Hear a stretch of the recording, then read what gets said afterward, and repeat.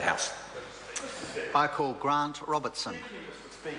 As we speak in this debate, there is a person in a country in Europe who is following the debate, and that is a New Zealander who had been enrolled for a course of study, a postgraduate course of study at a New Zealand university, who was offered a job overseas and took up that job, but continued to study for their postgraduate qualification at a New Zealand university overseas. They had some disagreement with the Inland Revenue Department about whether or not their loan would attract interest when they were overseas, and have been in some dispute with the Inland Revenue Department for several years now as they try to resolve that matter. That person wants to come back to New Zealand at the end of March to attend the wedding of a family member. And right now, they won't be able to do that. And Dr. Calder says, pay the loan. Well, that's the point, Dr. Calder. The negotiations between this person and IRD have broken down. Because the IRD, though they are empowered under law to be able to negotiate, don't always do so. And that actually came out in the Select Committee process. So what are we saying in this House today? Are we saying that we want people to pay their loans back, that we will sit down and have a constructive conversation with somebody about what they are able to pay back? No, we are not, Dr. Calder. What the government is proposing today is a gimmicky, punitive measure that actually will not see those loans repaid. And in the committee, we could have had a discussion about a range of options for ensuring that money is actually paid back. What about a greater role for third parties? There are a lot of parents who would be prepared to step in with a negotiated settlement and make a payment. What about basing payments more fairly, Mr. Speaker? Because at the moment, under the provisions of this bill, it's a blanket approach to payments when you're overseas. It doesn't bear any relationship to what you actually earn when you are overseas. It's simply a blanket arrangement. And there were submitters who came to the committee and said, let's relook at that. Let's see if there is the capacity in the system to make arrangements based on someone's earnings. People will be much more likely, Mr. Speaker, in my view, to make those payments if they feel that they're fair and they can meet them from what they're earning overseas. But the government wasn't prepared to look at that option.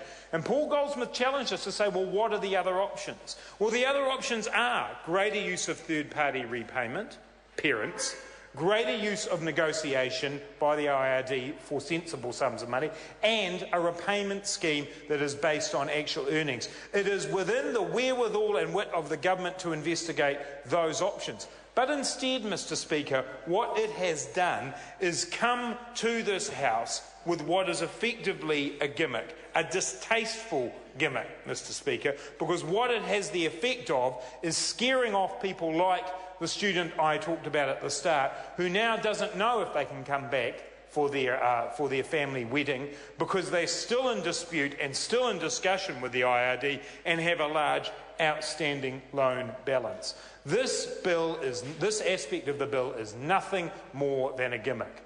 The New Zealand Police, Mr. Speaker, have said they don't have the resources to enforce this. They're not going to be able to actually do what's required here.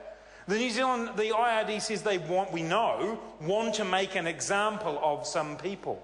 Well, what kind of policy making is that? Is this about getting the money back? Is this about making sure there's some return to the taxpayer? Or is it about a political gimmick and a political sideshow? And Mr. Speaker, I venture to suggest that it is the latter.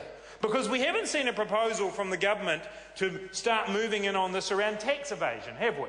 You know, we have billions of dollars of tax evasion every year from the mates of the National Party, but we don't see a bill coming in on that. No, we see a bill that is a political gimmick.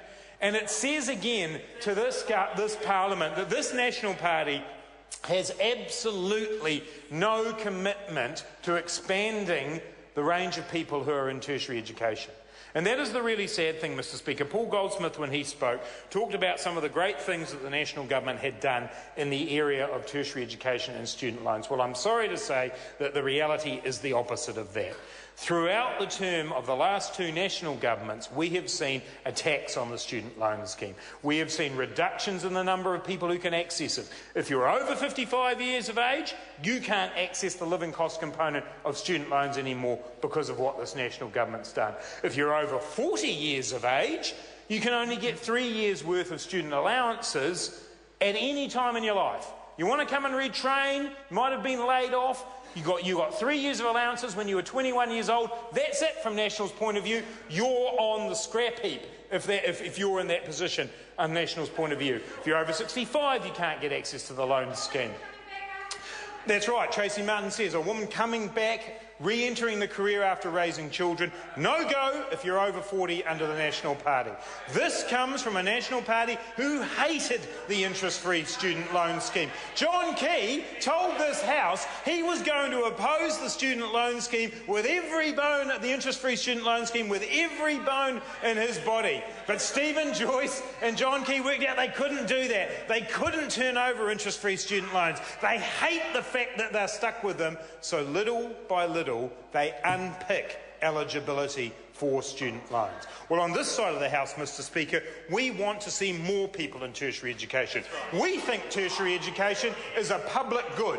We think that the more people who go to university, to polytechs, to wānanga, who involve themselves in apprenticeships and industry training, that is better for New Zealand. And instead, we have a government that is committed to restricting the range of people who can get into tertiary education, to limiting them. Simon O'Connor says rubbish. Postgraduate students. Do we want more postgraduates? Do we want more people, Mr O'Connor, who are going to contribute to our economy, who are going to actually create the jobs for other New Zealanders? We want them to come from all backgrounds, but this government says no, we're cutting the allowances for postgraduate students. They only want the elite to be able to get into postgraduate study. I, Mr Speaker, want as many New Zealanders who have the ability to do postgraduate study to carry on doing it. This government's got no commitment to access to tertiary education. This government's got no commitment to quality tertiary education. All it's got, Mr Speaker, is a gimmicky policy designed to make them look good so Paul Goldsmith can come down here and talk about defaulters. Most of these so-called defaulters are actually young New Zealanders who've gone overseas, who are trying to make something of themselves over there. I'd love them to come back. This bill isn't going to help with that. I'd love them to pay their loans back. This bill isn't going to help with that either. If there was a meaningful view from the National Party to actually get more repayments, then they would have looked at a wide range of options. Instead, Mr Speaker, they only proposed a gimmick. The arrest at the border provision is a ridiculous provision. It's punitive. It will not achieve what the National Party claims it will achieve. Mr Speaker, I also want to speak about one other aspect of the bill, and that is the question of overseas-based borrower repayment rules. And what we heard at the Select Committee was that it would be too difficult for New Zealand to be able to base repayments on an estimate of income. Well, Mr Speaker, I fail to see that that is actually true. To begin with, borrowers themselves are capable of making an estimate of their own income, and we have a lot of high trust situations within the repayment model. Why not develop that further? Why not start developing it with countries where we do have taxation agreements, where we could actually begin a basis for doing this? There is a lack of imagination on behalf of the national government because, frankly, they are not actually trying to solve the problem. So, Mr Speaker, on this side of the House, we understand that where there is a student loan scheme and people do borrow from it, there is an obligation to repay. We accept that. We also accept that when someone goes overseas, they'll pay interest. That was part of the interest-free loan scheme. What we don't accept, Mr Speaker, is the way to make that scheme work is to put in place a silly, punitive gimmick that the National Party think might make them look good. We cannot, on the Labour Party side of this House, support this bill. I call Gareth Hughes. Kia ora, Mr Speaker. Ngā mihi nui kia koutou kia ora. I think what the hundreds of thousands